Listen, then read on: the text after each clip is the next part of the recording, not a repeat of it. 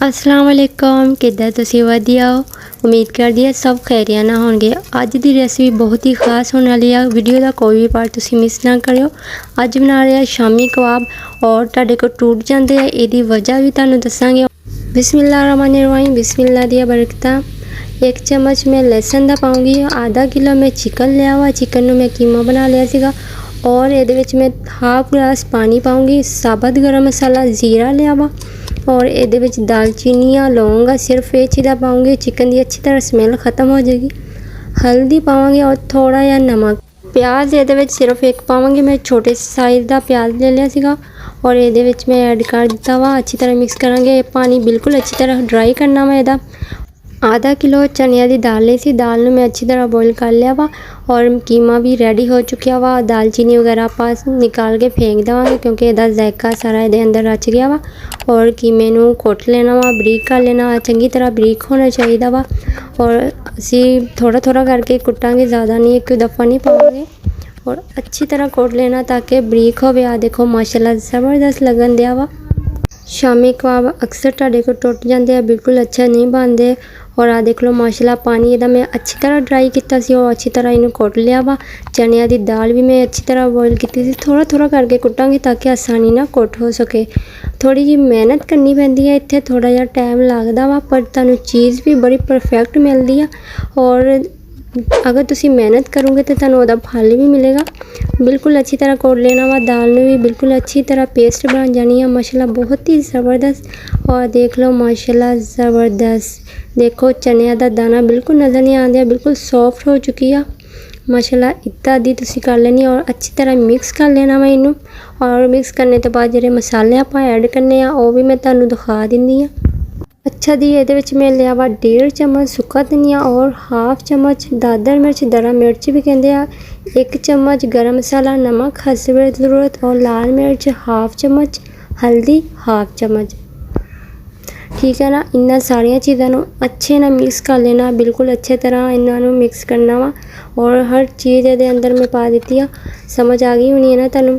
अच्छी तरह मिक्स करने तो बाद अच्छा तुसी बनाना किद्दां वा। किसी भी डब्बी का, किसी भी बर्नी का तुसी ढक्कन ले लेना वा, चाहे तुहाडे कोल क्रीम का वा, चाहे किसी चीज़ का भी है, चाहे पत्ती आ उहदा डब्बे का ढक्कन आ।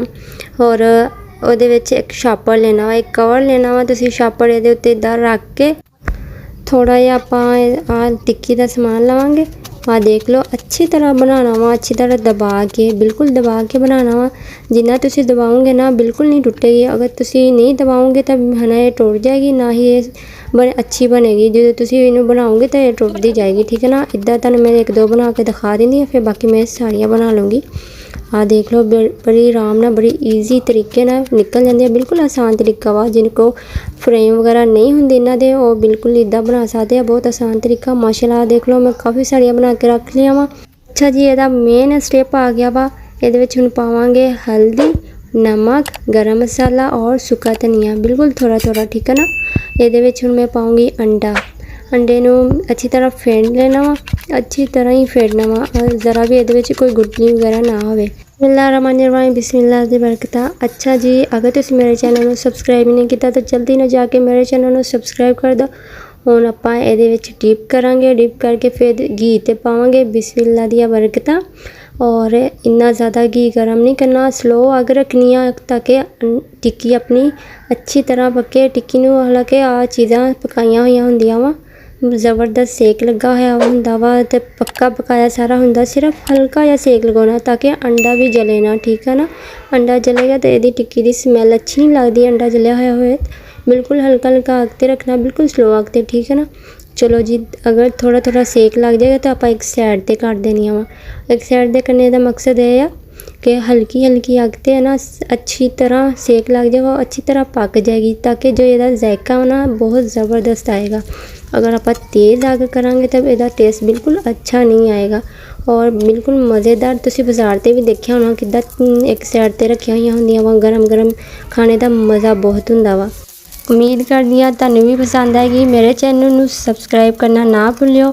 ਸ਼ਾਮੀ ਕਬਾਬ ਤੇ ਬਹੁਤ ਹੀ ਜ਼ਬਰਦਸਤ ਆ, ज़्यादा ਤੇ ਸ਼ਾਮ ਨੂੰ ਬਹੁਤ ਹੀ ਮਜ਼ੇਦਾਰ ਲੱਗਦੇ। ਇਸ ਤੋਂ ਮੈਂ ਕਿਹਾ ਸ਼ਾਮੀ ਕਬਾਬ ਹੀ ਅੱਜ ਬਣਾ ਲਈਏ। ਬਹੁਤ ਹੀ ਮਜ਼ੇਦਾਰ ਔਰ ਟੇਸਟੀ ਰੈਸਿਪੀ ਤੁਹਾਨੂੰ ਨਾਲ ਸ਼ੇਅਰ ਕਰ ਦਿੱਤੀ ਹੈ, ਬਹੁਤ ਹੀ ਚਸਕੇਦਾਰ। ਉਮੀਦ ਕਰਦੀ ਹਾਂ ਤੁਹਾਨੂੰ ਜ਼ਰੂਰ ਪਸੰਦ ਆਏਗੀ। ਮੇਰੇ ਚੈਨਲ ਤੇ ਨਵੇਂ ਆ ਤਾਂ ਜਲਦੀ ਨਾ ਜਾਓ, ਮੇਰੇ ਚੈਨਲ ਨੂੰ ਸਬਸਕ੍ਰਾਈਬ ਕਰ ਦਿਓ ਔਰ ਨਾਲ ਹੀ ਬੈਲ ਆਈਕਨ ਦਾ ਬਟਨ ਪ੍ਰੈਸ ਕਰ ਦਿਓ। अच्छा जी, ਤੁਹਾਨੂੰ ਤੋੜ ਕੇ ਵੀ ਦਿਖਾ ਦਿੰਦੇ ਆ। ਦੇਖ ਲਓ माशाल्लाह ज़बरदस्त, मेरे अल्लाह दी शान। बहुत ही टेस्टी बनिया हुआ। चाहे केचप ना खा लो या रायता बना लो, जो मर्ज़ी करो, पर मज़ेदार ताना शेयर कर दी है रेसिपी। अपना बहुत सारा ख्याल रखियो। असीं फिर मिलांगे नवे चस्के दे नाल, नवी रेसिपी दे नाल। ओके, अल्लाह हाफिज़।